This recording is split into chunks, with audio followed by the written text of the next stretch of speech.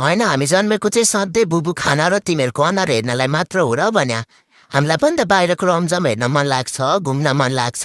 यसो कहिले कहिले बाहिर लैजाऊ, गाडीमा चढाऊ। हाम्रो पनि त इच्छा हुन्छ, आकाङ्क्षा हुन्छ। तिमीहरू जस्तै मान्छे त हो नि हामी पनि। फरक यति मात्र हो कि हामी सानो छौँ, हाम्रो कुराहरू बताउन सक्दैनौँ। अझ तिमीहरूलाई हेर बाहिर जानु भनेपछि नाना थरी घस्नुपर्छ, नयाँ नयाँ लुगा लाउनुपर्छ, नक्कल पार्नुपर्छ। हेर त हामीलाई कति सिम्पल छौँ हामी। न मेकअप न राम्रो लुगा। हामीलाई त बाहिर लगे मात्र पनि खुसी हुन्छ। तर यति गर्न पनि तिमीहरू कति गाह्रो मान्छौ है। कति स्वार्थी छौ क्या तिमीहरू। त्यत्रो 9-10 महिना पेटमा हुँदा पनि सधैँ अन्धकार, जताततै केही पनि देखेन। अनि बल्ल बल्ल यो संसारमा आयौँ, त्यही पनि तिमीहरू बाहिर लानलाई गाह्रो मान्छौ। हाम्रो कम्प्रोमाइज चाहिँ खोइ बुझेको तिमीहरूले, कति ठुलो कम्प्रोमाइज गरेको छौँ हामीले।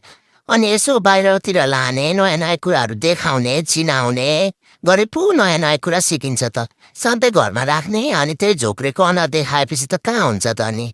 नयाँ कुरा कहाँबाट सिक्नु हौ।